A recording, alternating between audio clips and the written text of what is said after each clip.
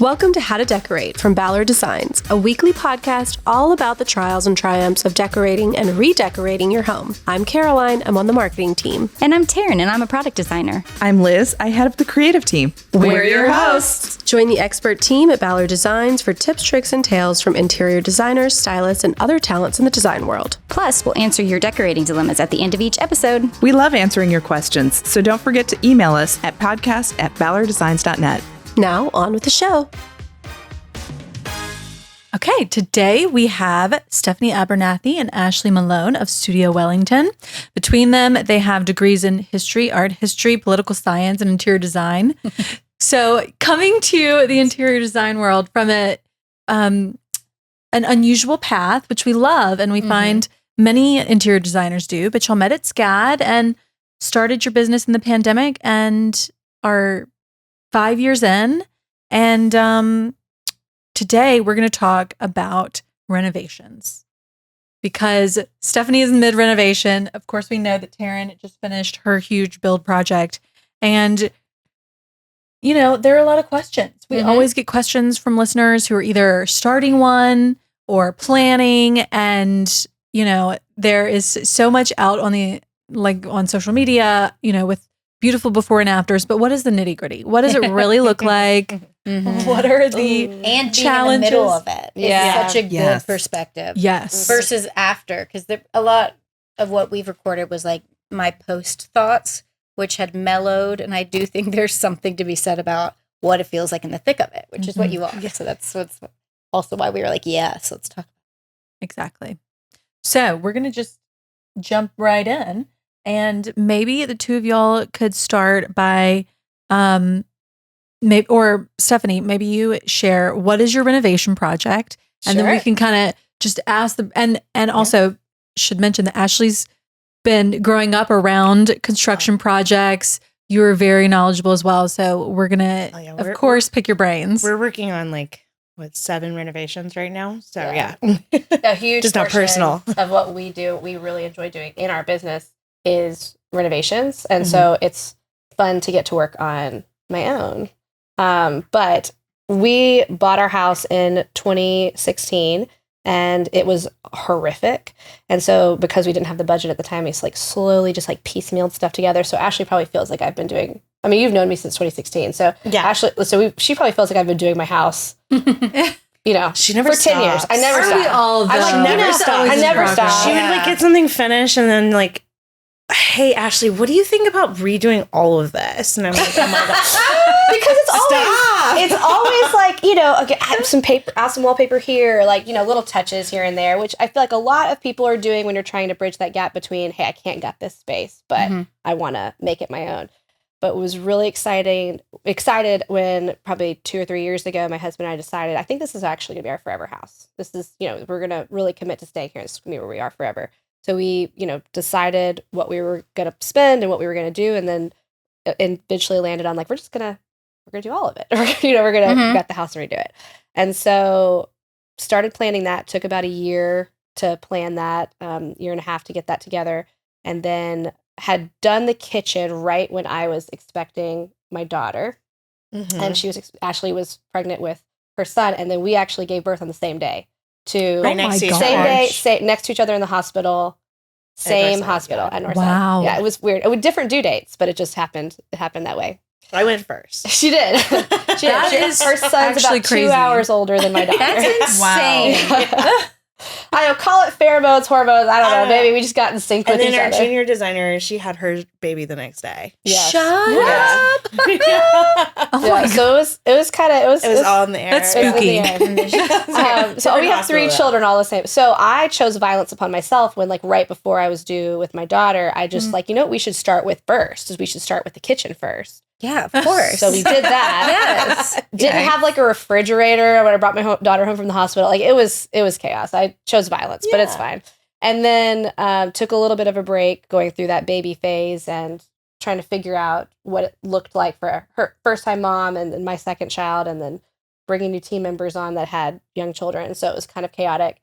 And then started in October of last year with our big renovation in our house, and then did a chunk of it kids get out of school in May, took a break because the kids are out of school. It didn't seem like an ideal time to be ripping the roof off and stuff like that. And now are in the thick of it, getting into the thick of it again with the final phase of that project. So that's a little bit of the background there. And it's all of it. You know, it's a lot. It's been a lot. Yeah. Okay, so talk us through, you mentioned that it took 1.5 years to plan. Yes. So that was one of the things that I wanted to ask about, because planning is obviously you're a designer, so you plan this for your clients as well. Sure. But what should someone who is planning a renovation, is 1.5 years standard? You know, what sort of things should they have off their list? Like, what are the must-haves before it starts? Mm-hmm. And, you know, kind of like, it's more than just the construction documents, right? So much more than the construction documents, I think. And I think a huge misconception that people might have is when you go into a big budget, but a large scale renovation where it's a lot of square footage or a lot of different spaces, the materials needed, the thought process needed, the construction documents needed, they take a really long time to get together, to sit down and agree on, you know, my husband and I'd agree on, or the clients to agree on, and then us to finalize that to get to a place where construction will be effective. It takes a long time to do that. It can take upwards of a year. I think it also depends on the amount of renovation that you're doing. Like, I think if it's just like a kitchen renovation, I don't think you need a year and a half. Certainly not. Okay. Yeah. Maybe 3 months prior, but you want to make sure you have the entire design plan done. Yeah. Down to like, you have tile, you have light fixtures, you have that design plan, and it is ready to just implement. And then we're basically that's where we just take over as project management of making sure like the design details are working with the construction team to make sure the design detail are executed according to plan. Yeah. But I think, you know, people come, and whether they've seen stuff on Instagram or seen stuff on HGTV or seen stuff somewhere else, they come and they're like, "All right, well, we're ready to start this renovation. How quickly can we get the design done?" Yeah. And that's an education portion with clients, and saying, the quicker we try to move, the less thought through things are going to be, even from a professional side point, because you just don't have the time to sit down and really look at every single detail of every single room and make sure it all lines up, unless you were given that time to do that. And so I wanted to move really slowly, because I was also working with clients and trying to do their projects well, but I moved really slowly in mine, just to make sure that we really could sit down and think through all of those details. Yeah, I would say the girls are always teasing me that I can change things like up to the last minute on the project, just because I'm like, I feel like when I sleep, I'm just like in the shower or anything, I'm always thinking of it. I'm like, it could always be better. How can I always make this better? That's the problem. And so they're always like, Ashley, stop changing stuff. And I'm like, but it could be better. And my mind is always thinking of how I can make this better for this client or this family. So and that's probably why I feel like I've been redoing my house forever, because, you know, I'm sitting in a room and kids are playing on the floor, and I'm like, it could always be better. It could always be better. Especially like space planning, because you want to make sure that it's truly fully functional for your clients and for their family and for whatever needs that they have. So for sure. Yeah. Okay. Well, so in the planning, 1.5 years, like what are the elements of that, right? Because there's obviously the layout, which I'm sure most people are going to think through, but then what are the other parts? You know, there's your team, and so there's the team, like, you know, who's the builder going to be, who's the architect going to be, who's the designer going to be, how do they work together? And I think it's important to take time to consider each of those elements of who you're hiring, because that team is, I mean, you're going to have to live with them for the next however many years this project's going on. Make sure everybody works really you got to well like together. them. You really want to like them, and you want to see them. And when you get really bad news, like, I think I always think to myself, like, do I want to get bad news from this person? Like, is this somebody that when they call me to tell me something catastrophic has happened? That's a great litmus test. Do I want to get bad news from this person? Yeah, you know, because like, do you trust them? Yeah, because you're gonna. Yeah, do you trust them? I think is a huge thing. Because if you're starting a project, and you see this happen, I think in the industry, if you're starting a project and you already, I'm kind of thinking the builders are a little shady. I mean, that's not going to bode well when something really goes wrong on the project. So you do want to trust your team. But outside that, I mean, the materials And then just the level of detail, because detail doesn't have to be expensive, but detail does have to be thought through. Mm-hmm. And so when you're looking at a room and you're looking at a space, and it's not just the furniture and finishes and decor that goes after, but how does what's the wall condition? What's the trim condition? Because there's thousands of trim options out there. What trim do you want to use? And do you how do you want the marble to finish? And what windows are you selecting if you're doing that? So there's just a lot of details that don't necessarily have to be expensive, but do need to be critically thought through. And when you multiply that times, a 5-bedroom house or even a 3-bedroom house, there's a lot of details to think through. There's a lot of details. Yeah. What knobs do you want? Where are the outlets going to go? Where are the outlets going to go? Your switches. How are the switches going to function? Which switches do you want? Which switches do you want? What HVAC vents do you want? And where do we place those? And I feel like those sound so small, but then when you get into the practicality of, okay, I was going to put a bookcase on this wall, but that's where the electrician put in the, the plug. Okay, well, now you have a problem. Or like the air vent is on the floor, and that's where you're going to place drapery. And now every time your air turns on, not said from experience. Exactly. Yes. Those are really important decisions, but they seem I would think I haven't done it. It was too much for me. I think that's where, again, hiring somebody who has seen that, who knows that, that experience that you unless you do it for a living, you don't think about that. Well, even when you do it for a living, I mean, I've really struggled for myself to separate the emotional attachment to things and having lived in the house for so long before we started this renovation, you don't even realize you become subconsciously attached to how things are. So then you're trying to change it, and maybe a professional coming in with a unemotional, non-biased professional, like I'm here to just do the best I can for you, can say this needs to go, or like we need to change this, but me, even for myself, I could do it for clients all day, but for myself, really hard to tell myself like, no, this really needs to be different. It's hard to separate the emotion from the practicality. And I think that's where sometimes clients, if they choose not to hire somebody, might really struggle. Taryn, you mentioned your air vent because we talked about this on a recent episode. But were there any, in hindsight, now that you're 4 years past moving in, which I'm like, that's not true. Which I know. It just seems crazy. Anyways, was there anything that you wish you had done differently in the planning phase? Like, or something that you overlooked that you felt like, oh, this would have been, or something you wish you had more time to navigate. Okay. There's lots of questions really fast. So, and again, working full time and then doing, and I'm sure you're in the same boat of like, and then your evenings are spent doing whatever you have left in you to do this X amount. And mine was just too many rooms to fully do every room. So many rooms were like, I don't have a vision for this room. I don't have the time or bandwidth mentally. And I think that's where it would have been probably nice to have somebody be like, then you should pause and you should think about it. Like, I think the timing thing is we're so rushed to like, there's a schedule. Like, again, my husband be like, well, we need a faucet there tomorrow. Yeah. So like, you need to go get a faucet. And I'm like, but I don't want just any faucet. Like, I want everything to be special. And so we're slow, then you have to just slowly go back through some of that stuff. And then you get stuck in certain holes you drilled in marble or holes that, there's just certain things that now you're to retrofit are not as easy.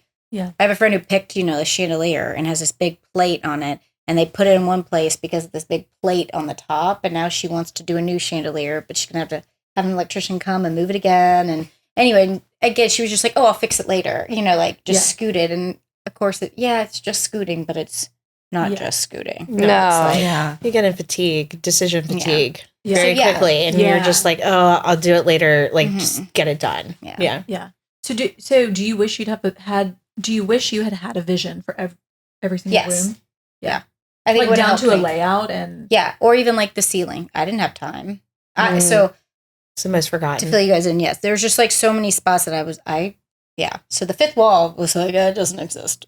And like, of course it does. It makes like such an impact, especially in a main space, not all your rooms, but like to having taken the time. I think my biggest regret is just like my living room was like, I had a vision for so many around it. Like the kitchen felt strong and the dining room felt strong and the library felt strong. Living room, I was like, whatever. Well, when we get there, we'll get there. And it's the room most now you're there. Yeah, and most people spend time in. And I'm like, and it's the room I gave the littlest to at the time. So that and hiring just a better architect from the beginning. We took that as like a pay, like we were like, oh, we can save here. And I think that was a flaw that would have helped. So I think I would have put more money there. And so, yeah, that's all. Those are my two like big takeaways right now. Yeah. But what about you, Stephanie? I think what I have most struggled with is the, when we first started planning the renovation, I'm like working with clients. So I'm being paid to think about their stuff. And so my stuff is very secondary to me. So I'm just like, oh yeah, I'm sure I'm just going to like easily pick this out, right? Because I do this every day.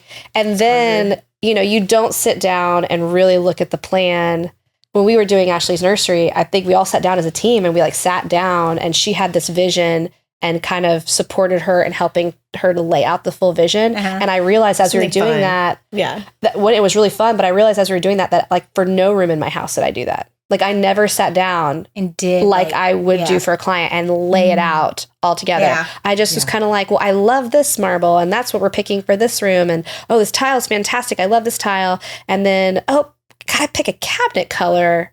I like this cabinet color. And so then, although it kind of has all come together and feels organic and like over time, I think my contractor would have been much happier with me if I had treated it like a client project and sat down and laid it all out. Yeah. Like you said your husband did too, right? Pardon? Your husband wanted you to do that. Like James was like, can you sit down and actually like, what does this look like? Because it's also beautiful though. When you do it that way, more piecemeal, it's very hard to nail down the budget, like what it will look like in terms of expense. So I think that's the benefit with time for a client project. You sit down and you lay everything out, and then you can help them with the help of a contractor and an architect really dial in, here's what we think this will cost. Now, whether or not it actually ends up costing, that's an entirely different story. I feel like it's so much harder to design for yourself, though, like, just because we see so much and so many different ideas that it's just, and they're all beautiful, and you're like, what do I want? What do I want in my house? Coming out that I want to live with forever. Yeah, exactly. Well, they always say, like, see them first. To a bride, you stop looking for dresses after you pick your wedding dress, but like, what do you do in our circumstance, or like for you, when you're like, I'm in this industry, I'm just looking at wedding dresses. That's all I'm doing, Yeah.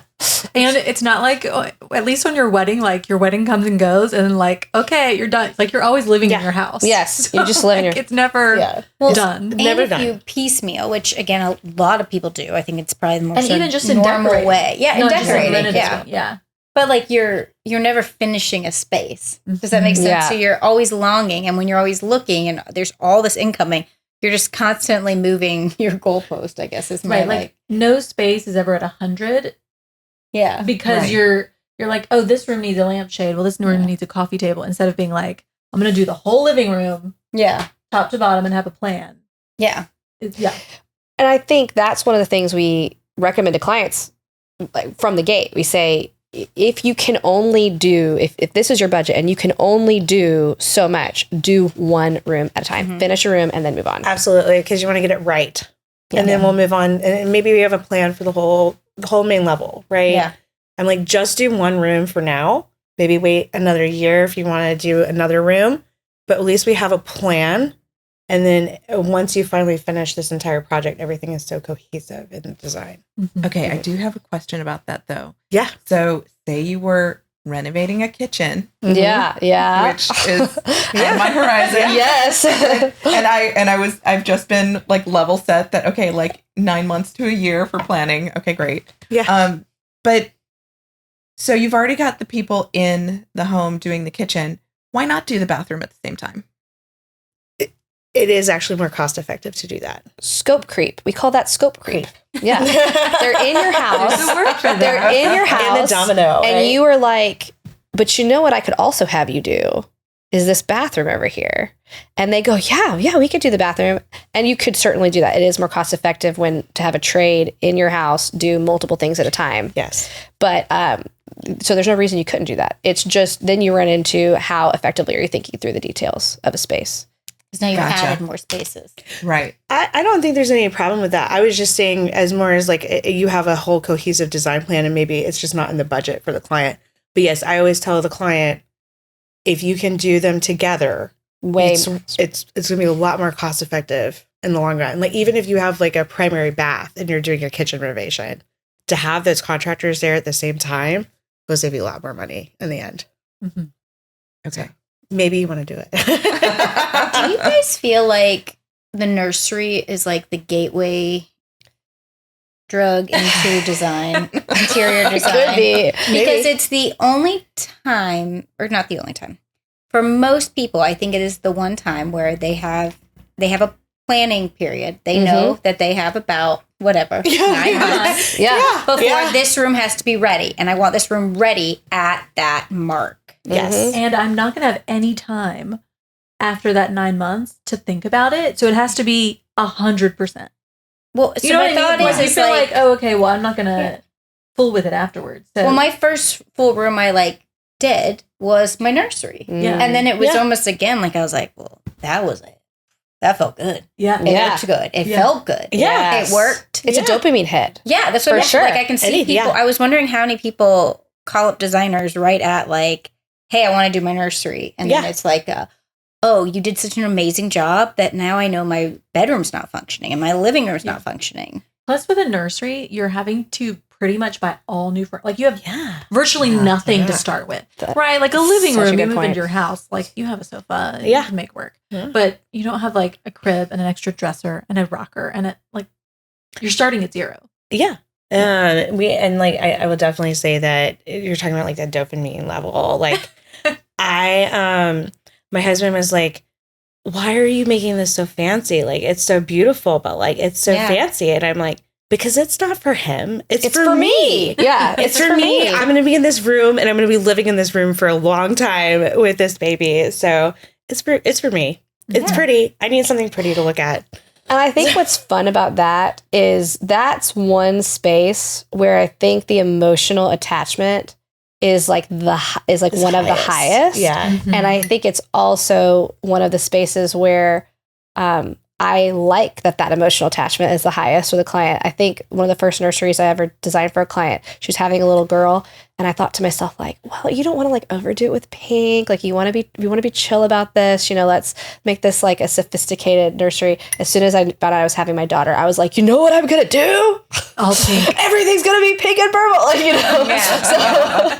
So I think it's fun. I mean, and you get to do things with nurseries that you would never normally. No, you really get to play with wallpapers and the, especially like even girls are first. Like, so fun. Oh my gosh. I feel like every time I see a fabric, I'm like, oh, that'd be such a pretty nursery. It is a gateway. It is a gateway. It's a gateway. It's a gateway. Nurseries are the gateway drug for sure. Yeah.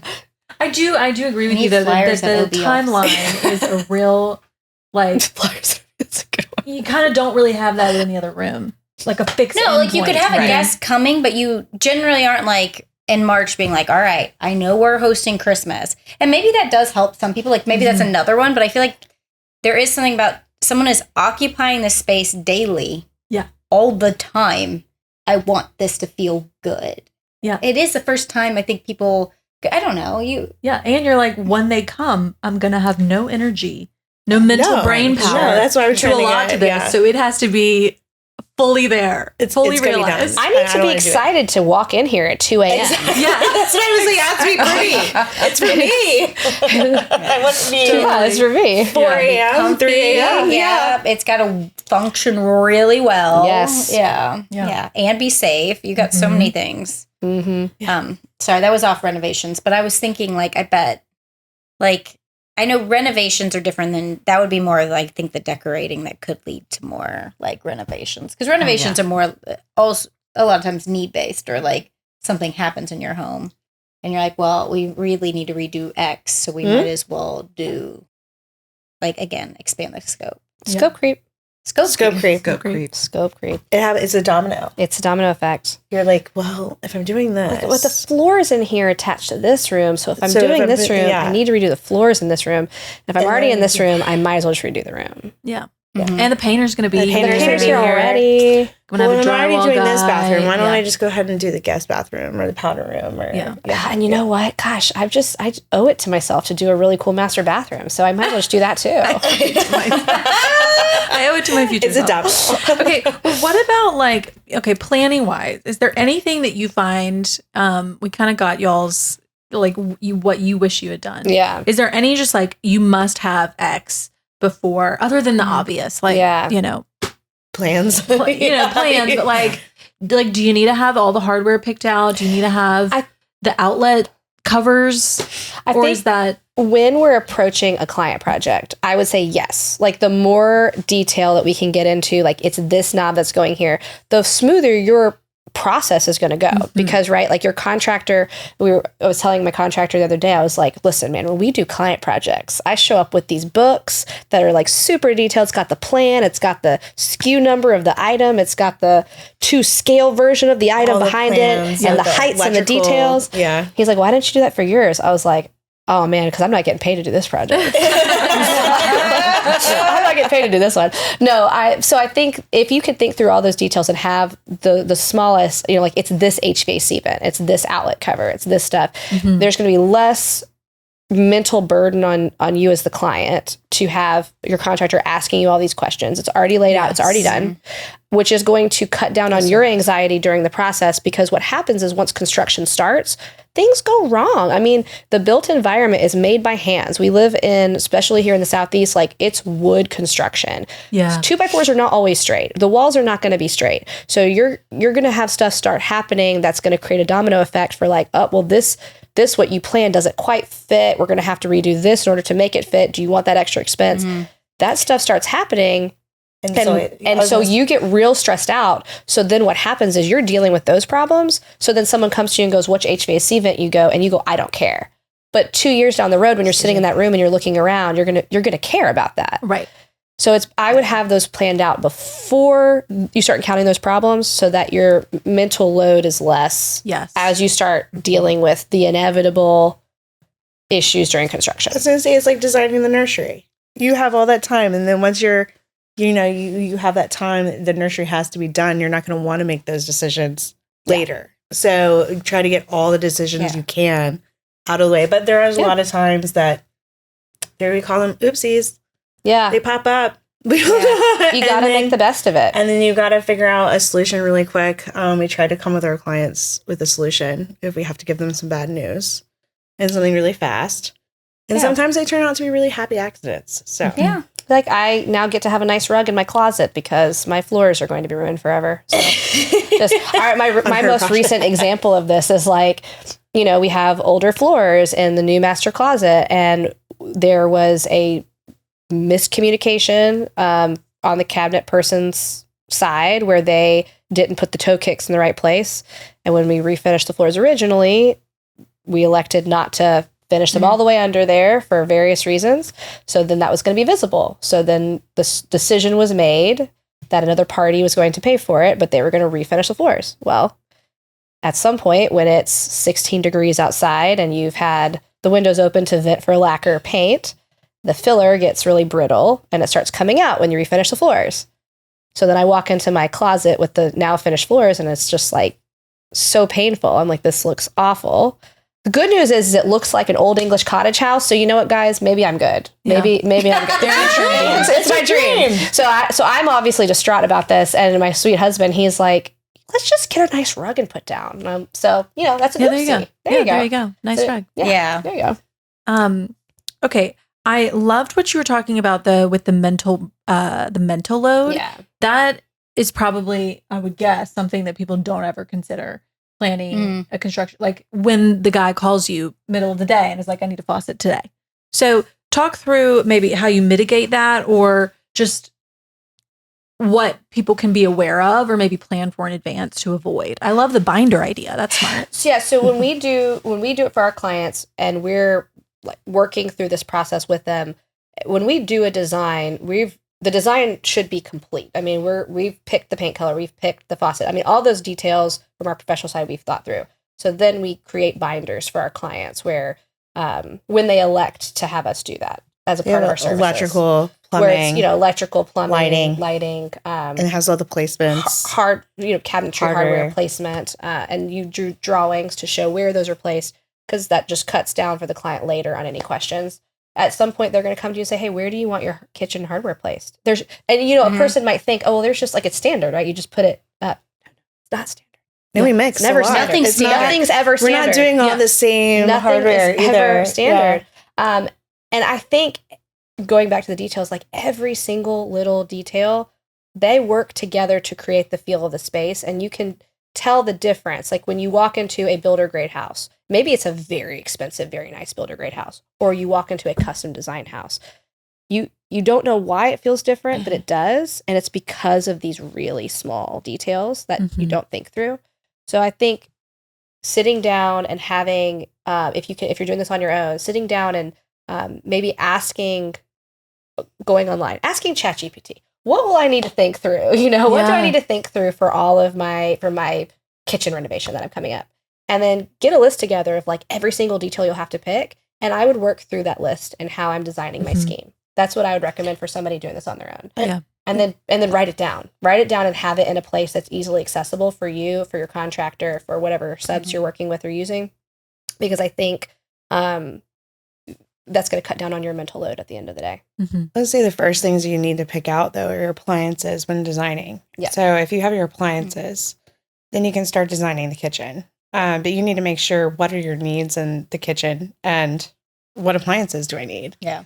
And a lot of the times that does like drive the design of what we have to do. And then I know in my process, like we always select the countertop first. Yes. I always select the countertop. Wait, why? Because you never know what a client's going to love. So I usually take the client with me to countertop shopping. And that kind of starts the rooms? Because they could go with a Fusion.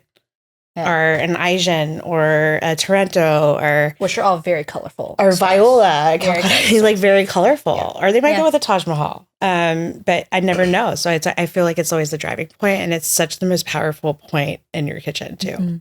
And probably a big part of your budget. A big part of your budget. Well, cabinetry. Countertops. Yes. And appliances. But I mean. And appliances. Yeah.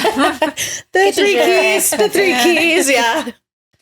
I think playing off of a kitchen or a bath, yes, the marble, the selection of like the stone or tile would probably be your first thing.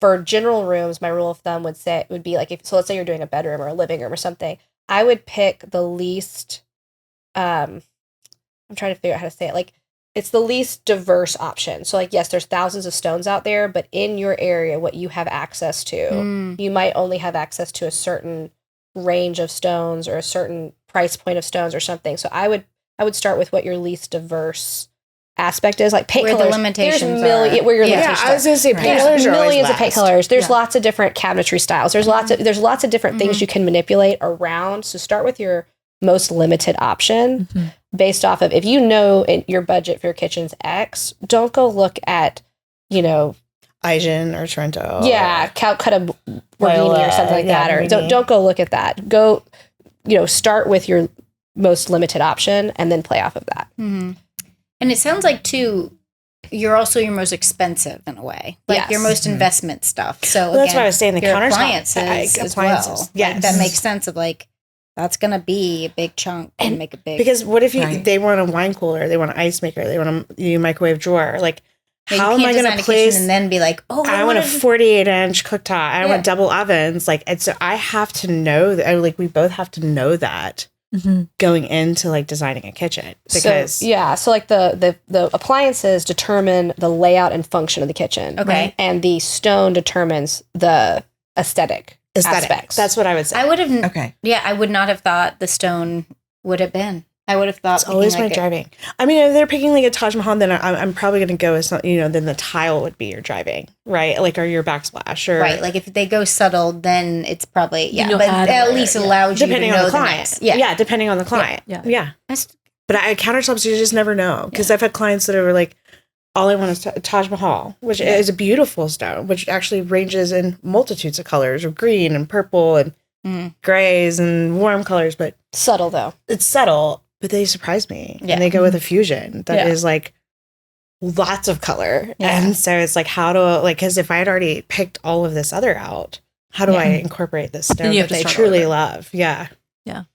So What about appliances? Because I remember my mom doing her kitchen, and her kitchen designer had picked out like a really extra wide oven, and she's like, "No, I don't want that, because then if I have to replace it, like I have to pick a certain size." I feel like the sizing of appliances could be very tricky.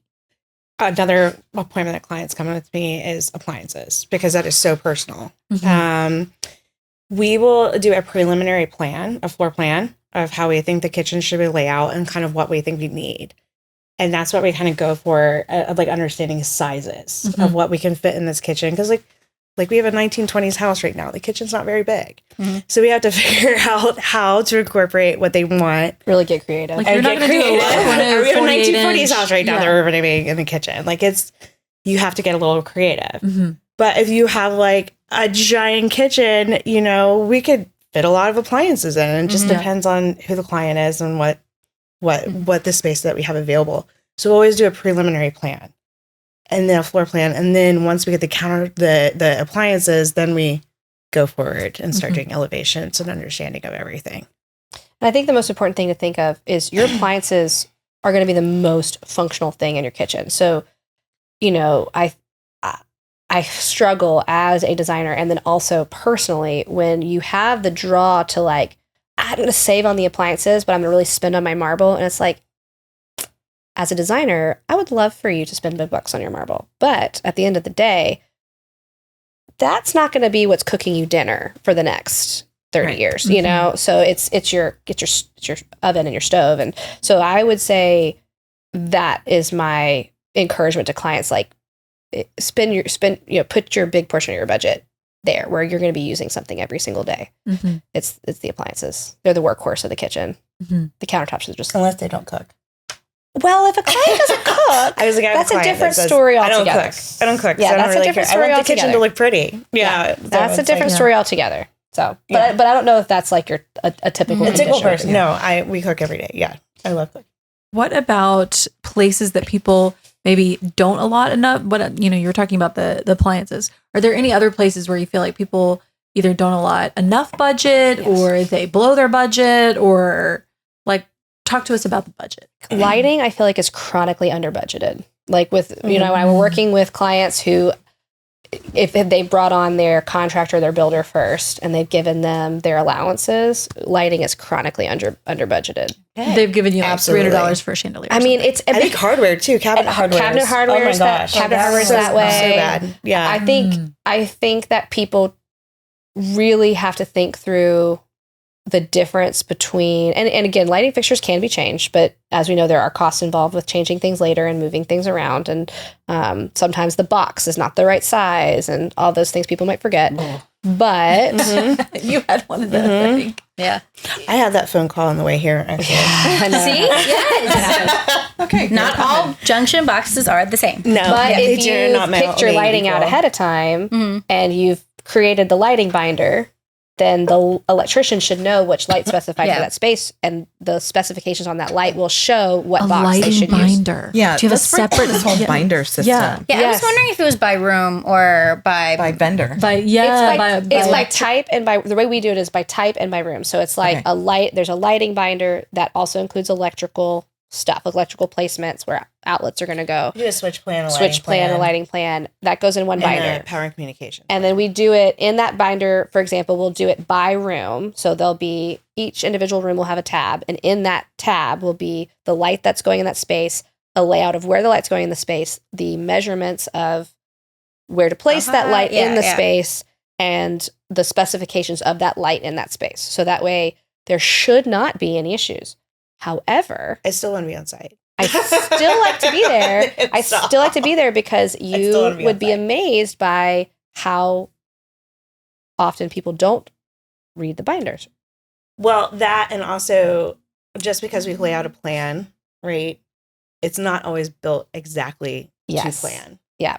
So walls are not going to be exactly the same measurement or distance. So like, that's why I like to be on site is because I mean, even an inch can make a big difference, or a half an inch. So like the framing crew might not have read your binder, so they didn't know that you didn't want a stud there. And now there's a stud where you had placed an electrical box. Yeah. So that was a problem I definitely had a lot, was where the original plan was there, but no one ever redrew the original plan either. So like, does that make sense? So then the original plan, the next sub would come in, look at the plan that had changed, and it wasn't like somebody was like, please now go see document X, I think that's where, again, the contractor's supposed to be communicating that, but like the cabinets guys, like it's 1,000 subs. Yeah. And this is where I think when we were talking, about renovations and what's the most difficult part of the renovation, like here it is, this is it. Yeah. It's communication. You cannot, and it's hard to communicate this to clients. And I'm feeling this, and, I joke with my husband because he's so sweet, but he just does not understand a lot of this because he's not in this industry. And so he gets real frustrated. And there are 13 different subs that have to touch for this one tiny thing to happen. And your contractor could be the most amazing contractor in the world. And he could have communicated everything super clearly with the owner of the electrical company. But the electrician guy that they sent out to do the work that day didn't quite understand. And so it's human error. Yeah. And every time there's one small human error, it just compounds and compounds and compounds. And that's what makes construction really hard. And renovation's a huge mental load because even if everything goes perfect, you're still going to have the stud is not where I expect it to be because code requires this. And in a vacuum on Revit, this sounded like a great idea, but in the reality, this is how it has to be. And so we have to put our switch in a different place. And oh no, there's not a space here to put the switch because there's a casing here. And so that's what makes construction hard. And you have to make phone calls to people to explain it, but find the happiness and the joy and the workaround that's still going to make this a great space and you're going to be happy with it. So that's where you kind of get into what can I live with and how can I turn this into an opportunity to actually make it better than it was before, than the plan. Or sometimes you're just saying, what's the lesser evil? Yeah. What's lesser evil? The two decisions, and we just have to move forward from it and live with it and move on. Live with it. This makes me feel like if you, because I'm thinking of Taryn and like you running off from work to go meet the guy with the faucet to take it to him. But what if you're building a house or renovating a house not in the place where you're living? Like, what do you do in that situation? I would think that really would be a case to hire a designer who is there in person, but then so many designers do like projects. And I was going to say, we have a project in Kentucky right now, and I wish I could be there like all the time. It's a new build too. How's it go? Yeah. How would you say it's going? Because of the distance. Like, what are you saying? Like, what are the new things you found? You're like, I don't want to share. Okay. You also don't have to. Communication is the key into a successful relationship and a great built house. I feel like on this project, I definitely flew out there a lot earlier. Yeah. But now that I am 36 weeks pregnant, I should probably be flying. We're trying to handle it the best we can from here, but obviously there's a lot of questions, or I guess my number one rule is to never assume. And and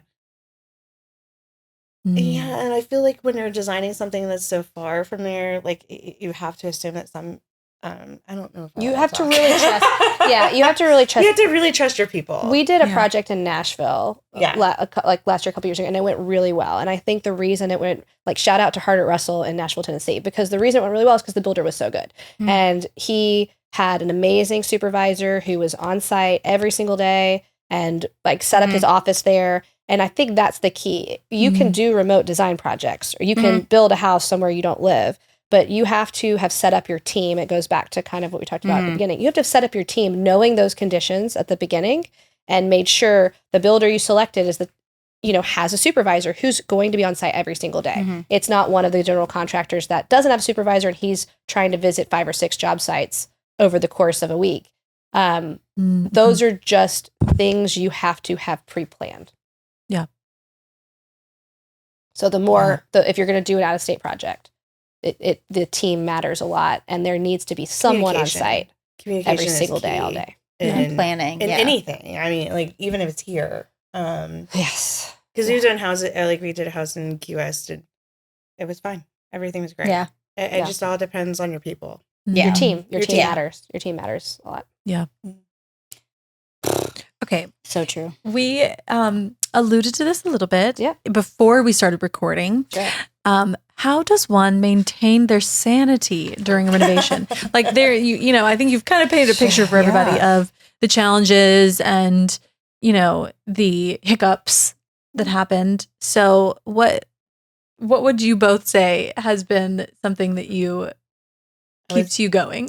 I would say hire a designer, because then they take all of that brunt from you. Yeah. They've already thought through the solutions before they've presented the problem to you. I think for me personally, I try to remind myself that every time something goes wrong, I have this initial gut reaction, like every client does, and I'm really upset about something. And then I remind myself, this is an opportunity to make it better. That's the phrase I keep repeating to myself, like, this is an opportunity to make it better. So how do I turn this into a positive opportunity to make it better? Because sometimes you get really cool solutions out of, like I said, happy, out of access, which is what kind of gives you that dopamine hit. So that's what helps keep your sanity going through the process. You're like, oh, wait, this turned out really nice. So, something went wrong with a casing and it doesn't work. And you go, oh, I have some extra slab. Can I just put a marble trim around the casing? And now all of a sudden it looks higher end and more custom. And so I think turning these negatives into opportunities can help you bridge that gap of the frustration. I think it also makes you more creative. It makes you more creative. It pushes you, pushes your limits, and adds more detail. It adds that next layer of detail. Yeah. So I will feel like just watching clients, like I'm not going through a massive renovation like Stephanie, but watching clients go through this, it's always the same up and down. They get really excited. They lose their sanity, and you gotta talk about the cliff, and like I'm like, I promise you, at the end, you'll completely forget about all of this. it's like And giving then you'll birth. be like, what's my next renovation? What's my next renovation? It's like giving We birth, have right? said the same thing. It's really like Really? giving birth. Yeah. It's I like, want to do it again now. Yeah, see? Yeah. But Wait, okay. it's an emotional roller coaster. Yeah. It's like giving We gotta birth, come right? back to You are so overwhelmed. You're getting those labor contractions. You're so overwhelmed. You're getting the bad news. You're so overwhelmed. The process is awful. I don't know if this is everybody's experience, but those last 2 weeks forgot before about you it. go into labor, you're like, every time creeps by so slowly. It's the same with a renovation, right? Yeah. Like the time creeps by so slowly. It's, you're in the middle of like headaches and heartaches and your budget is Crying overblown and you're crying and you're emotional. And it all never goes the way you saw it on and HGTV. it never goes the way you saw it. It never goes the way you thought it. Your birth plan's out the window. I mean, it's very similar to the experience I had in giving birth to my children. And then you forget about it. Like, Then you're like, I want to do it again. I want 5 kids. You get to the end, you get this dopamine hit of walking into this beautiful house. And sure, maybe it's not exactly perfect and everything, like this little drywall has a crack and there's still some punch to do over here, but there's still that huge dopamine rush. And so then like a year later, 2 years later, you're like, I want to do that again. We have a client right now, actually, we actually just finished their renovation like last year. And then they moved.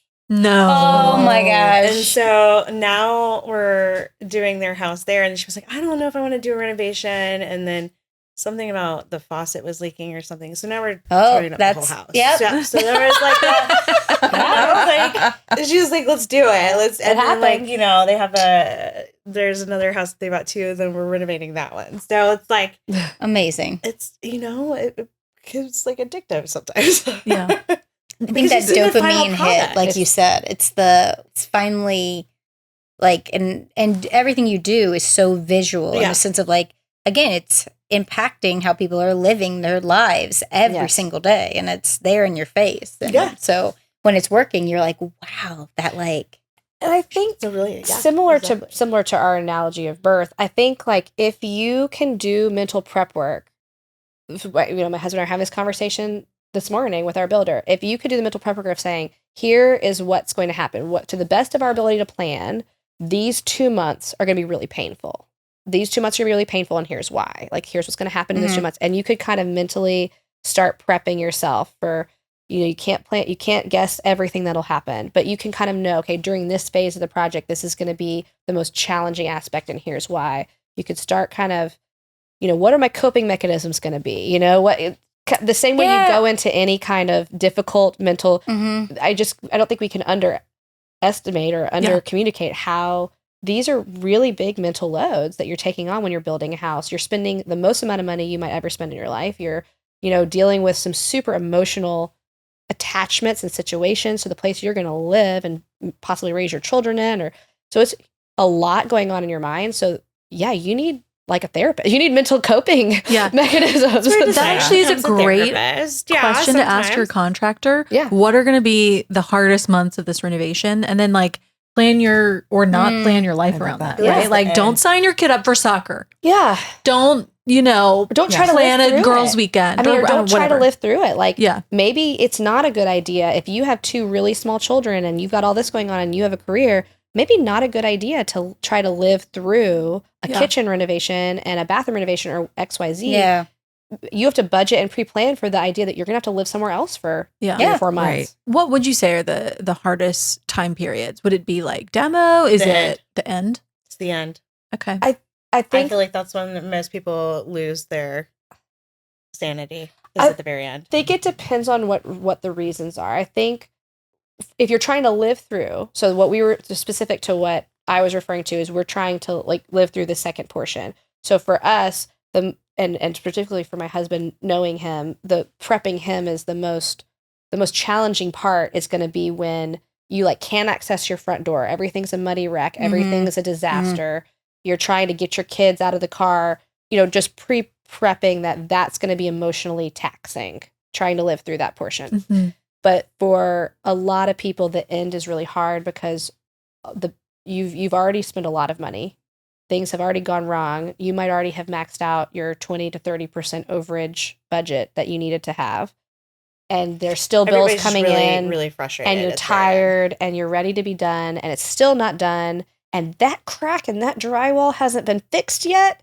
And like, that's where I think that people really tip over the edge. So it depends on, I think there's like different, like you said, the emotional roller coaster, different ups and downs. I think a lot of the times too, it's like there are stages that things that have to happen in order it has to go in order. And I think clients don't understand that. So they'll have like days that are lulls. Nobody's working on their project, but that is just something we have to really like make sure that they understand that nobody's been here for 2 weeks and why has nobody been here? Because it's like, we are waiting on somebody. Yeah. And we have to get this done prior to us getting this done. The tile guy went to visit his mom and he's not been back for 2 weeks and we can't get another tile guy. It's that kind of stuff. Yeah. Or they're supposed to come out and approve this. The city has to come out and approve this before we can go to the next step. Inspections So like they're waiting on. All we can do is sit here. Like it's true. Like we can't do X without them here. So like we have to approve this. But that's why it's nice for us to like understand that because that's how we help gauge our clients and make them understand that this is normal. Like don't. And I think a huge portion of what contributes to this is were all your materials on site. Did you pick it out because are you going to pick out something that's delayed or back because if delays. If you haven't picked it out, if you didn't do the pre-planning work and took the time to do the pre-planning work and you just like went into it with the general scheme done, maybe your cabinets picked out and your countertops, but like I didn't pick out the hardware, then you are stuck with the choice of, but I don't want this faucet, but this is the only one available. And so I think, or you're stuck with we have to wait. And then that cascades, but you can't get this installed yet. You can't get this installed yet. So I think going back, the more pre-planning you can do, the less likely to have lulls you will be to have. I was going to say, like, if you wanted an unlacquered brass, like faucet, a lot of those are 21 days. Yeah. Yeah. From order date. which is So- great now because when we first started during the pandemic, Even it was 6 Sub-Zeros, months. like, yeah. I mean, you know, so Fridges, yeah. What percentage of your materials do you think you should have physically have in order to start demoing? I, for this second phase, want 100% of my materials on site because I absolutely don't want, we're trying to live through it, so I don't want lulls. So if you're trying to live through it, 100% of your materials need to be on site. But she Wow. has a place she can put it until there's doors locked. Yes, yes. You can't. I can't put my faucets off. No. Like Well, once, yes. yeah. Yeah. So we were And storing them at a typically, rental. Yes, if yes. you're And working bring through it a over. vendor, they will hold Or that, the yes. plumbing. That- Yeah. Like, yes. like a lot of our clients, like Yeah. we have You want plumbing them, is ready before demo. you want them 100% accessible. Let's put it that way. Yeah, there we go. That's a good my- way Like, it doesn't have to be at the house. My but- appliances aren't on site. Like Sub-Zero still got my appliance. You know, that kind of But stuff. they're ordered But they're in a ordered, they're warehouse in. with Yeah, your they're name on ready it. to be Countertops delivered. have already Yes. been ordered. Like they're Yes. in They're their warehouse. prepped. They're ready Yes. to go and ready to be templated. Yes. and Like fabricated. your stuff's marked. Or like your tile, I would say, is delivered, or your tile's at a warehouse in here. I think it Atlanta really or depends wherever on you the are. tile. Yeah. Sometimes we wait if it's something that they stock. Mhm. Then we'll probably wait to make sure our tile quantities are exact. If it's something that they don't stock and we're waiting 4 to 6 months for, Yeah. we're gonna go ahead and guesstimate and probably order a little extra, A little extra, yeah. Yeah. just in case. Yeah. That makes sense. yeah. It's all the variables. It's the variables. Yeah. So I mean, yeah. even like your cabinet hardware, we've had to wait like 9 months before on some hardware. So You gotta really want that cabinet hardware. yeah, You know, You gotta it was really love pretty it. beautiful. gotta really love it's it. gotta be really special. This is Yeah. a little bit more towards the pandemic. So we're a lot better. now. Yeah. It was more expected. But still, some of maybe. them are about 6 months. Wow. Taryn, what about you? What was the hardest part in your renovation? Like, were there certain time periods where you were like, oh, this is really awful. I'll never make it. And we also have to revisit your I don't know. comment from earlier. It's like you said. I don't remember anymore. So it was all hearts and rainbows, right? Yeah. Wasn't it? It's beautiful now. You forget Right? everything. Wasn't Trials it? and Did I triumphs. complain? The good part is we recorded a lot during That's that true, period. yeah. So I could probably go back with everyone else and hear every week's trial and triumph. Yeah. I distinctly remember when the guy told me, he was like, no, we're painted that newel post. I had like newel posts custom made. And he was like, they came and stained them to match the floors. And I walked in as they were halfway done with this like hand carved thing, and it was a different stain. And I was like, that's not the same stain. He was like, no, it is. This is your stain. And I was like, that's not my stain. That's not. And it was What if too you hadn't been late. there too? Is it? Well, it already. I mean, Is if it you, the same wood species? yes, it was the same wood species. But even that can sometimes change the color. But he couldn't. It was a darker tone Yeah. than the floors, and yeah. so like, and it was stained. It just Yeah, that into happened.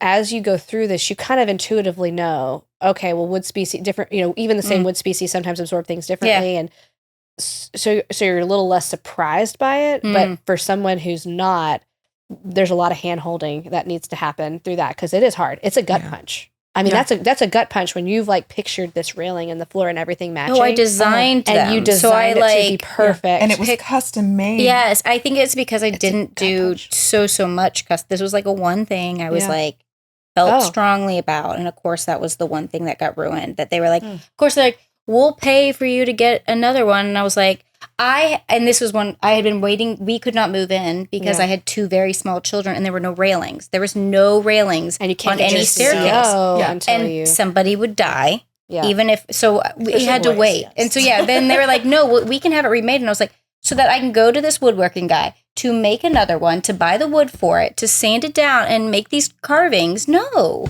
Yeah. like no, yeah. just now it's ruined. Thank you. So that's a big thing that I think we talk to clients about Yeah. is when you reach that point in the project, the lesser of two evils, do you Oh yeah, and this is there's no right or wrong answer here, but it's like, do you wait and have it done the way you wanted it? Or do you push forward, accept the way it is, and just live with it? And that's been a big challenge. There was one tile that was cut incorrectly in my son's bathroom, and nobody else will ever notice, and no one cares. And everyone's like, why do you care so much? Crazy. But I see it, and this is a year later, I'm still talking about this one You're tile. still- yeah. I can't get over it because I see it, and I'm like, it ruined the whole bathroom for me. It ruined the whole bathroom. The whole bathroom is ruined. It's trash. It's all trash now. Okay, on that same note though, but would you think that I would think that there would be some things like that where you're like, Yeah. this I'll never not think that this is ruined. Yeah. But then I would also think there might be some things where you maybe don't even notice. You're like, oh yeah, that was wrong, but like Yeah. I don't even care, or like it Yeah. doesn't impact me the way easy. some. Yeah. And how do you know which one it's gonna be? It's right? the emotional investment you put into the thing. The floors in the closet, like who cares, right? Do you still see that Newell post and think, I can only think of that one because there was emotional investment. Because I also, the guy I went to was like, just design me a beautiful, and I like gave him a tear, and he's like, you design furniture for a living? Please draw me exactly what you want. And I was like, I don't want to. Oh. And so I drew it exactly to like dimension. Right. And I got the cap to match the stair railing. Like I picked out the stair railing shape and profile, had to get the big fat topper. Anyway, it was a whole, and I think because I was so invested in how that looked, that to then just ruin it with that one last thing you needed to do, you know, like it was all in place. It was perfect. Yeah. It was like the last thing. Yeah. So yes, emotional investment, I think. So you still walk past it every day and think it's ruined.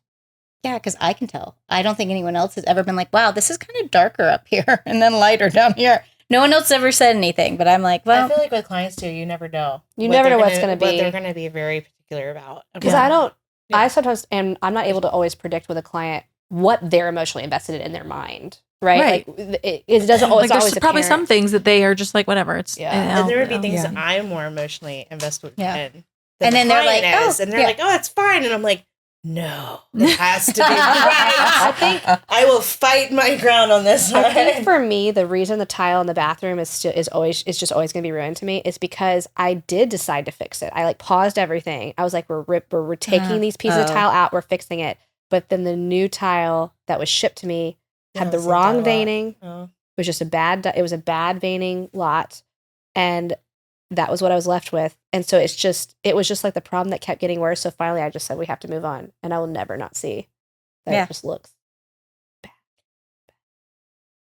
See, yeah. That is the one thing about if you do order like tile early, and what if you need more? The dye lots. If you're doing natural stone, making sure, you know. Yeah.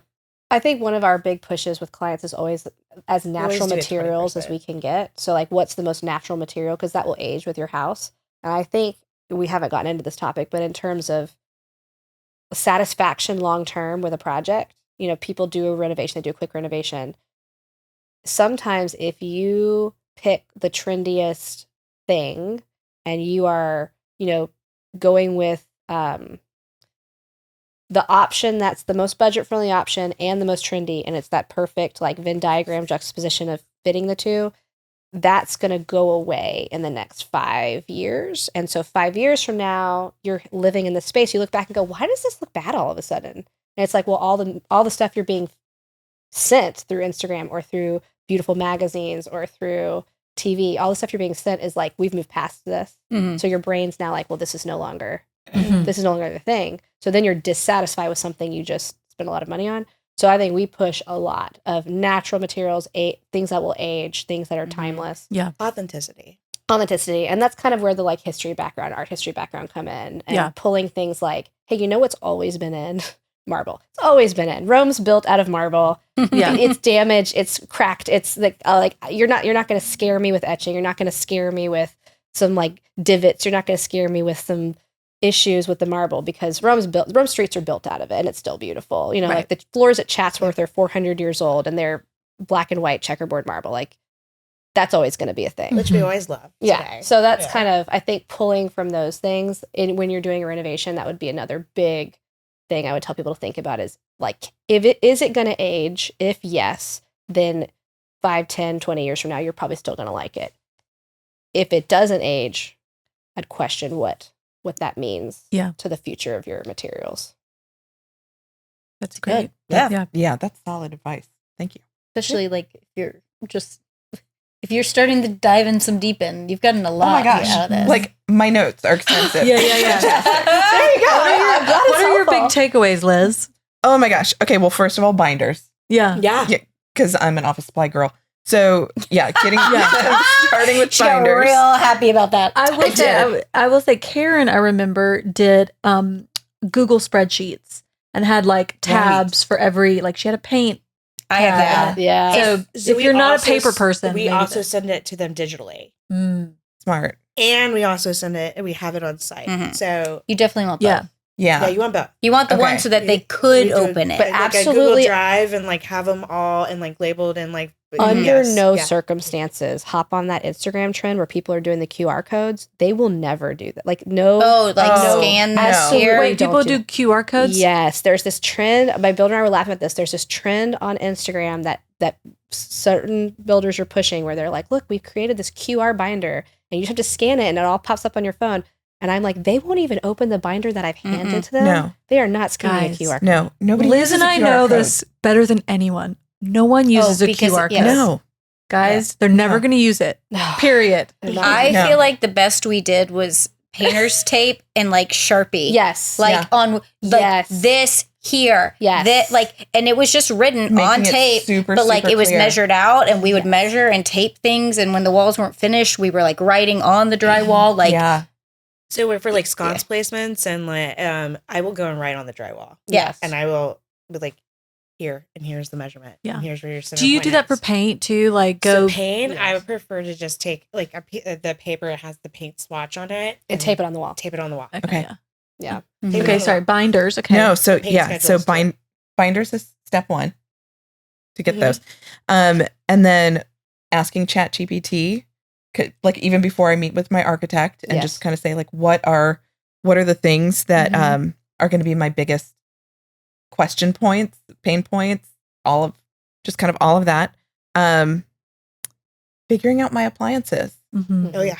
Yeah. that was the first thing we ordered. I remember we like chose our builder and I think they literally were like, you need to go and this was pandemic times, but they were Yeah. like, you need to literally go today and Yeah. like pick your appliances. And I was like, that feels kind of crazy. Yeah. Like, and they were like, It was we need 18 it to months design at the time. kitchen. We Yeah. have to Yep. have it. yeah. And at the time, it was 18 months at the time. On Yeah. those I think appliances. ours, Right. I think it was 18 months So when we did it's- it. And I think it took that long. Yeah. Yeah. But then figuring out which appliances you want, not Yeah. just like which fridge do you want, but like, do you want, you know, a microwave drawer versus, you know, Yeah. the countertop? What, But you know, Or also, do you want whatever. double to ovens me, it- versus a Mhm. range, or do you Yeah. want gas? What features? Like, gas- yeah, gas induction versus, or- yeah. But also, I feel like there are certain appliances that are so expensive to fix. Like I have, Right. Yeah. I have two Ice friends who makers. both had Sub-Zero fridges in their house that the previous person had put in. Right Right. now, they're 15 years old, and so they have to get them replaced. And they're like, it's like $10,000 just to replace this. Yeah. But I can't get a new fridge because it was custom fit for this fridge. Right. So Or there how are does one appliance pick trends, out too. that I mean, knowing like we're huge Sub-Zero fans. I genuinely believe that they are the premium best product on the market for refrigeration. Like I have drinking the Kool-Aid. I've guzzled that Kool-Aid. Like I love me some Sub-Zero. Huge I Sub-Zero. went up to their factory too, and Yeah. it's amazing. It's, I mean, Yeah, like this it's whole a story really behind good it, you know, if you go in, product. I'm a history person, right? So I like the history. The whole story behind it, like, you know, this guy invented this so that he could help his son who had diabetes and they could refrigerate his medicine like way back before that was even a thing. And he I didn't bought have the any whole, education. didn't have any education. I bought the whole story. I think they're the best in the market. The thing for me with Sub-Zero is that they can almost always be repaired if you contact Will Sub-Zero. They can almost always be repaired, and they will last like 20. I mean, we pulled Right, about we've pulled 20. Sub-Zeros out of kitchens that we've renovated that are still in perfectly good operating condition that charities will take, and they will still get another like good 5-10 years use out of them. And there's Wow. amazing. They're a really good product. So I highly recommend Sub-Zero. But they are pricey. They're very pricey. Yeah. Very pricey. Yes. Yeah, they are pricey. But yes, they're a good product. anyway. I Yeah. don't know. Well, I think that there are trends in appliances too. Yeah. Like, Yeah. like, okay, so I don't have a dishwasher right now, so I sometimes just go and look at them and dream. Sure. Girl. Dishwasher. Girl. Bosch. Oh my god, I love my Right? Bosch. Wait, why don't you have a dishwasher right now? Because I have a 1930s home that still has the 1930s kitchen. Cool. For real. Wait, That's really cool. and you're gonna redo that though. Oh, that's so cool though. We'll talk Maybe about, not as we'll, cool. We'll talk in more detail She's later. got a Yeah. cool There's- old home. there's- She's got a there's- cool one. Yeah. There's really there's nothing. There's Yeah. Okay. it's the type of kitchen where all of the countertops are like they're more furniture pieces versus, yeah. I mean, we'll talk later. Set. It's not that cool. But like there are dishwashers that, like, I think Cafe has one that is drawers. Yeah. Like, so a lot of people really cool. love the drawers. They like the drawers. That's a thing right now. But go ahead. that seems to be like something, if that breaks down, like, is that difficult to replace? Like, I don't know the answer to that yet, though, because I don't think they've been on the They're market. so long new. enough. But Yeah. no, the drawers are still the same size as a dishwasher. So like they're Oh, about okay. 24 inches, the width on them, and like Sub-Zero does not make them because when I was up at that, I think it was Yeah. Sub-Zero. Well, everybody was like, "Can you please make the drawers?" But they are kind of safer if you ever think about it, because if you have this dishwasher that comes out and goes on the floor, if you have toddlers or you're washing dishes and you back up and it's really easy to trip over. or if so it's the a drawers small are really- space and small that spaces are door. really good. Have you seen the new countertop dishwashers? Like, it goes in your countertop. I'm putting one of those in my scullery. I'm really excited about it. No. Okay. Oh my gosh. Okay, listen. I clearly need to do more research. It's a new appliance. It's a new appliance. So, like, fixability, I have no idea. I could be totally messing myself over for later. But it's this thing where, you know, it's trendy right now to wash your fruit. I mean, well, we all wash our fruit, but it's trendy right now to, like... Wait, we're supposed to be washing our fruit? Wait, I didn't know that. It's trendy right now to, like, really wash your fruit and vegetables. It's a thing that everyone's saying. You can't just wash them with water, you guys. It's not good enough, apparently. So this little in-a-counter dishwasher does the dishes, but it also has a fruit and vegetable washing setting, and you could just stick everything in there and it washes it for you. It goes in your countertop. I am going to That's Google after this. Cuckoo. Yeah, That's crazy. I mean, I'll let you know. Contact me in a couple of years. I'll tell you how it's going. I bet you can be like loving it. Loving it. Yeah. I'm so pumped, but you know, That's so fun. so. But yeah, with new products, I think that is, you're taking a little bit of a risk because you don't know. Right. Yeah. But they do, I think they're making them like 18-inch if it's like a smaller space, and then they have the 24. So a dishwasher is always standard 24-inch width. I don't care. Okay, love that. Any across Thank the you. brand. You've just totally sold me. Like, Yes. I'm good. Yeah. Bosch is really good. I Yeah. I I had love like Bosch. three I and love Bosch then dishwasher. Coves, and we sell a lot of Ascos. Mhm. I like my Bosch dishwasher a lot. I really like the top tray. I love Oh, the yeah. top Silverware. tray. That is really Silver nice. tray. Both of my sisters have Bosch, so yeah, Yeah. I'm super Bosch is familiar known with them. for their dishwasher. Oh. They're Yeah. For a long time. They're now. Yeah. really good. Does anybody here use their sterling silver? Do you use it like on a day-to-day basis? Do you have it? Do you use it I use it and I put it in the dishwasher. I Every have day. it, but I don't use it daily. every day? It's what we use. Yeah. Yeah. For the dishwasher. Doesn't look as pretty as it once did, but I highly recommend. Aged it. I feel like the demographic of people that might be listening to this podcast might have some sterling silver sitting around somewhere. I'm just telling you, girl, put that in your drawer. Use it every day. Yeah. Just use it every day. Like it. It's not doing anything for you. Sitting in the closet. In the box. true. in the Just beautiful use box. it. Yes. You could take it to Nobody a touches. silversmith later and have it repolished up to its perfection, but I've Mhm. never regretted Yeah. deciding to use it and put it in the dishwasher. It does like feel better. Just so much better. Food Yeah. tastes Yeah. different off of silver. Yeah, it really It does. does off of It does. The pinky go up too. I get really weirded out by overly heavy silverware. I hate that. Yes. So that I love about Sterling. Like it's Yeah. light, which Yes. is nice. Yeah. Yeah. Mm. Okay, sorry. Continue with your list. Yes, of sorry, we can your No, I take still, away. have, I still have. the I still binder, have the more. appliances. Yes. Start with your limitations. Mhm. So go with, what you either have for budget or Mhm. what you have available to you. We talked about stone a lot. Mhm. Okay. Looking at your calendar and figuring out when the biggest pain points of your renovation are going to be and kind of plan around that. I love that. Can So I I'm just would- probably just doing a whole recap of I this love- whole no, I love it. episode. I love This is it. great. I was going to say, I would say one thing when you're planning a renovation, if you do not want lulls, just think about Thanksgiving and Christmas because there's going to be lots of lulls during those 2 months. You're almost gonna Oh, you're yeah. gonna You have have, very like, little zero- things happening between Zero Thanksgiving things and happening Christmas. Got it. during those Yes. like month and a half. So Yeah. Okay. just be forewarned. Yeah, Okay, that's a hard smart. one. It's a Duh. good I mean, expectation. kind of Yeah, dumb, no, but that does also sound good. Yeah. But think about that You know? because, and everybody wants everything for Christmas or the holidays. Yeah. And Oh, right. You need to start in July. Yes.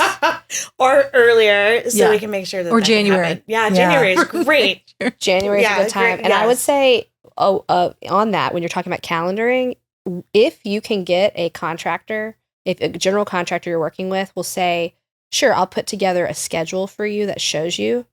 I would say that's a big green flag for a good contractor, because most of the time they will, and they take notes. If they take notes, most of the time they will absolutely not give you a schedule, which prevents you from even doing some of those things that you're talking about. Right. But yeah, the big green flag when interviewing contractors is, will they give you a timeline of work? That's awesome. Okay, keep going. Okay. Sorry, I apologize. Love the note. No, jump in. Yeah. We like that. I mean, well, the calendar is super important too, because you have to budget and plan for those times that you will have to move out of the space, even if it's if you're trying to live through it, even if it's for a shortened period of time. And you have to budget and plan for the times that you have to pay your bills. I mean, I think that's a huge thing that's frustrating and difficult when you're trying to get a schedule and they won't give you a schedule, and you're like, well, when are you going to bill me for this? Because I need to know. Yeah. I got to have money available to give to you. You know, contractors operate where like it's on depending on what they've done. That's when they get their next payment. So you should know kind of a like understanding of is it this month or is it 3 months or is it just Wow. Okay, if you're living through the renovation, have 100% of the materials either on site or on standby and ready to install. And I think that wraps it up. I think we covered so much. This has been so helpful. Yeah, of course. Yeah. Anytime. Yeah, happy to do it. I feel like we're always still learning on renovations too. You're always like learning something. I think my last thought in kind of talking with what you were laying out there is, as you go into your kitchen renovation, I would say as you're planning your team and you're getting your contractor together and talking to your architect, ask them to give you materials list. You know, if you're designing this yourself and you're working through trying to do the binders and everything yourself, chat will help you, but ask them what they're going to want to know. And sometimes the builders will even give you a schedule of when they want to know decisions by, and that's really helpful. But still go ahead and pre-plan all that. Don't wait for their deadlines. Right. Because their deadlines are usually like, well, I need to know this faucet because it's going in next week. So you don't want to wait until... Right. Yeah. So you're going to know a month before that because you got to order it. Yes. And even though they have schedules change constantly. I feel traumatic for you. So like maybe this plumber could actually get out 2 weeks early and they told you didn't have to have it for 2 weeks. And then you're getting phone calls and you're having to make really fast decisions really quick. Yeah. It happens a lot. Yeah. It happens a lot. The one thing I don't think we went through is like red flags on contractors. Yes, give us those. Yeah. Okay. I would say my biggest red flags with general contractors are if they don't have a clear how they charge. So like if they're not either telling you we are cost plus, and in my contract it says I'm going to show you my cost. And then I add my 20% or whatever it is. That's kind of industry standard. It's 20% like 10 on top, 10 to 20. Depending on the contractor. If that's not what they do, I'd be a little bit weirded out. You know, or at least lay it out really clearly in their contract with you on how they're charging, because the industry has so many professionals in it. Some really amazing, some that might do okay work, but I'm not sure the ethics behind some of the ways they're charging. So I would just be super clear in the contract. And if you feel any ick at any point in time with your contractor, I would really, really dial in why that is and not be afraid to walk away. And I think that's the biggest thing that people have. They get in the middle of a situation, or they're in the middle of a renovation, and the contractor's clearly doing something that doesn't feel ethical with the way they're charging or something, and they're afraid to walk away. Don't be afraid to walk away, because that's my biggest red flag. What's your biggest red flag? I was just gonna bounce off of that. I was gonna say, I feel like if we're the designers or like one of the first people to hire, I would say like a lot of my clients have had me read the contract. Yes. With the contractor and like look at allowances and be like, does this look right? And usually allowances do not. Yeah. Laying that out. I would say another understanding it. Yeah, understanding that, and then another red flag is, that they're really not able or willing to give you any kind of timeline or time understanding. I think that makes me a little uncomfortable, because if you can't even give me any type of basis for, I'd like to start this around this time, or we're waiting on permits should be about this time, and then we can start here. If they're not willing to have that discussion, that that makes me uncomfortable. And then another huge red flag is if they themselves are not keeping a small enough amount of projects where they can be on site a lot, they either need to have a supervisor who's able to be on site. And if they can't do either of those things, then I kind of question how many issues we will have during the project. It's kind of my... I was going to say my number one rule with contractors is to never assume. Yes, never assume. I always like reiterate that multiple times, to never, ever, ever assume that is what the answer is. So, because it'll usually come back and bite you. Like, do you mean in terms of picking choices? Do you mean like? For sure, don't leave it up to them. If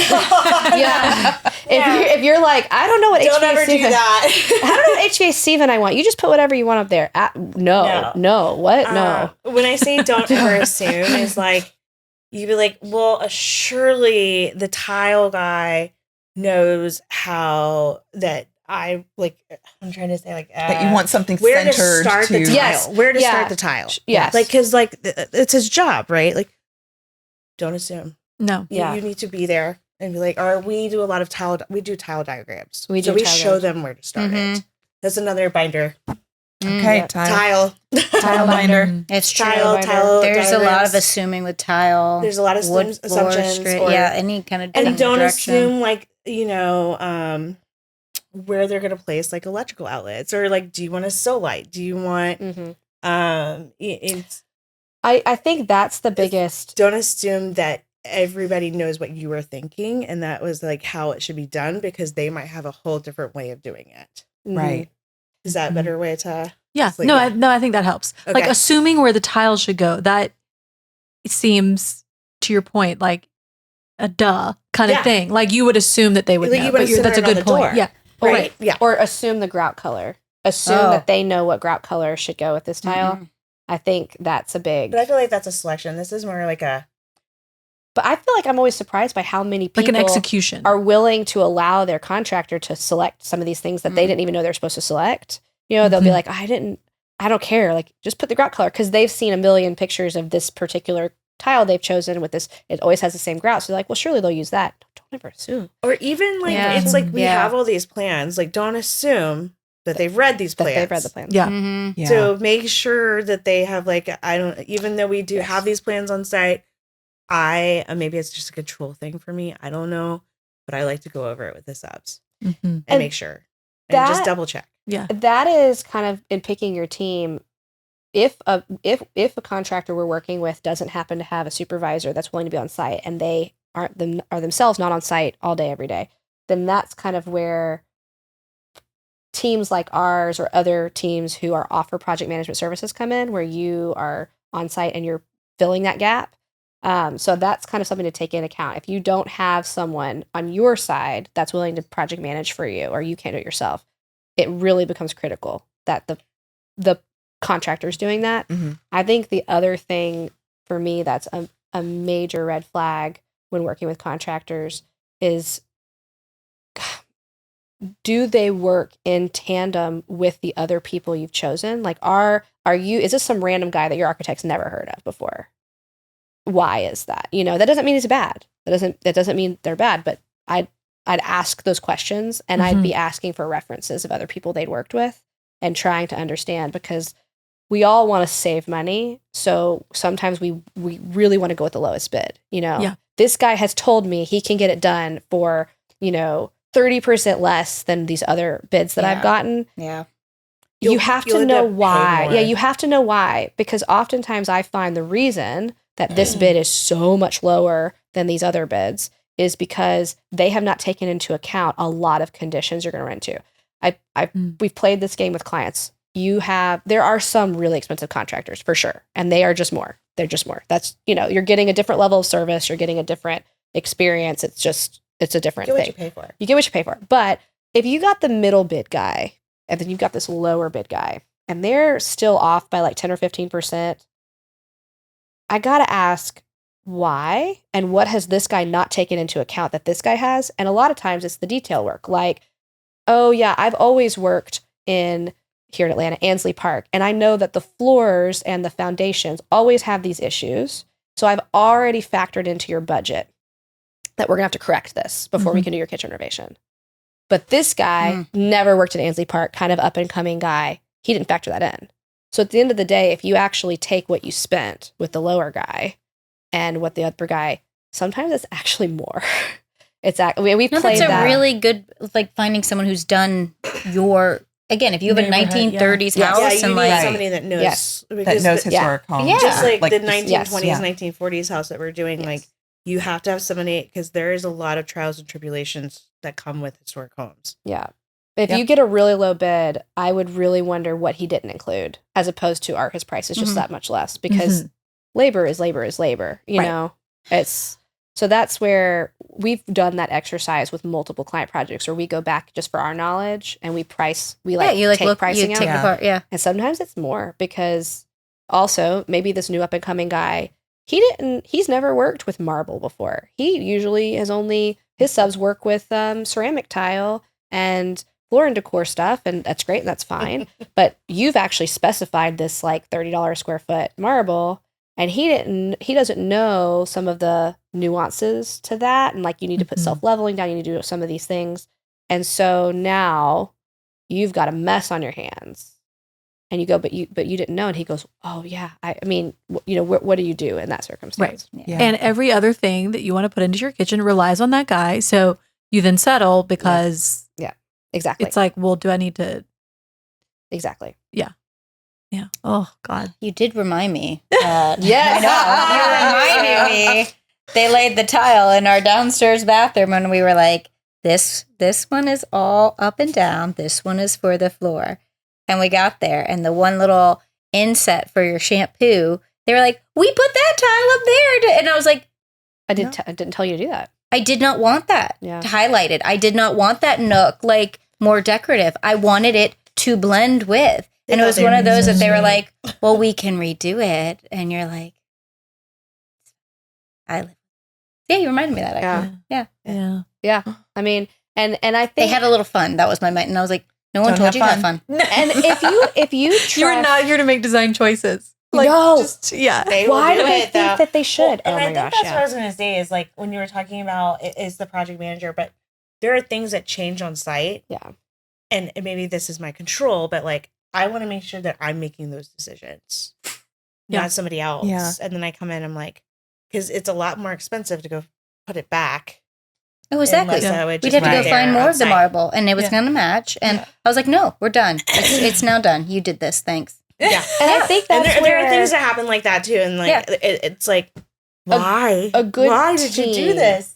a good team is important, because Communication. if Goes back we to know communication. if we're working with a contractor and we're out of state and we're trusting that he's going to call us about those things, the Nashville project or the Key West project went so well because the builder actually did. Like Yeah. they didn't make decisions on their own. They called and said, "Hey, we've run into this The problem." Kentucky builder, he calls.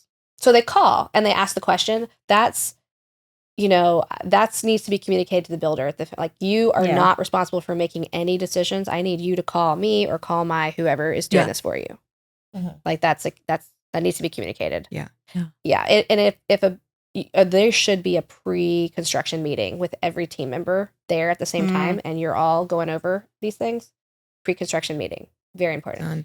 Writing it down. Another advice is to retain 20% of your budget for a house. Oh yeah, Oopsies. whatever your budget is, take 20 to 30%. And I say 1930s home, Yeah. you And might want save to it. return 30%. Okay.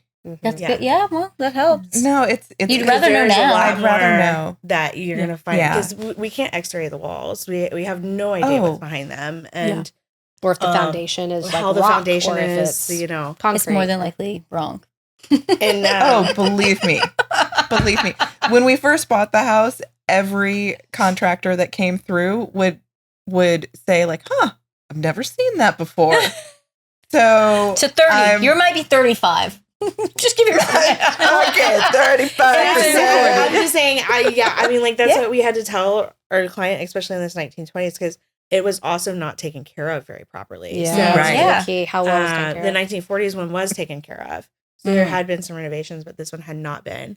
And so I was like, you probably want to reserve 30%. Just because there's a lot more that we just don't know what's behind. Yeah. Yeah. Well, In I worst want to thank case, you you got for extra this- budget. Yeah. Well, Yeah. and you want to be really careful, right? Because you don't want to start dipping into that 20 to 30% you've reserved before construction starts. Like that truly is during construction, because that's where your budget comes from. If somebody messes up your tile and you're like, no, I will never be able to live with this, we need to get this fixed. Like that's where that's a good point. Comes we've opened up floors and found that the structural supports, like I don't the spacing's wrong. Yeah, the joist or whatever. It was the beam it was out here, which they're always like the post of the beam are supposed to be. Yeah. So we had to replace all of that, and that was what was holding. That was the main part of the house, holding up the house. So I was like, it was maybe lucky that we did this renovation and we found this, because you never know what could have happened in like a year or so, or anything. Yeah. Yeah. Well, thank you so much for this reality check. Oh my gosh. Yeah. Anytime. Can we tell you all the things? Yeah. Oh my gosh. I love it. Man, I'm still I need you to explain your comment about wanting to do it again. We're going to come back to that in another episode. Yeah, we'll unpack that later. Also, do you want to change your house again now? Like after? No, I want to.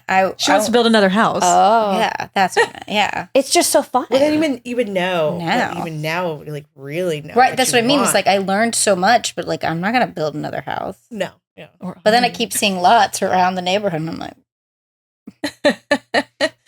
Could that be our 2026 fun plan? And if we like it better, we can just live there and sell ours. Like, what if we like it even more? What if I want to try a different style? Yeah. What if I realize I don't like tall ceilings? You're feeling bored. Yeah, all inspired. So just come on over. I love it. Or that. That would probably that would make more sense. Yeah. Yeah. You can get your fix at my house. Come on. It's like a drug. Stephanie and Ashley, thank you all so much. This Thank was you wonderful. Oh my gosh. I feel like we covered so much ground. We did. Covered so and much. thank you for sharing the unvarnished, trials and tribulations of renovating with us. My pleasure. Yeah. All right. Tell everyone where they can find you, follow you, and see your work. You can find us at www.studiowellington.com, or you can find us at studio_Wellington on Instagram. And that's our show. You can find all of the show notes on our blog, howtodecorate.com/podcast. To send in a decorating dilemma, email your questions to podcast@ballarddesigns.net so we can help you with your space. And of course, be sure to follow us on social media at Ballard Designs. Don't forget to subscribe wherever you get your podcasts so you never miss an episode. And please leave us a review. We'd love to hear your feedback. Until next time, happy Happy decorating.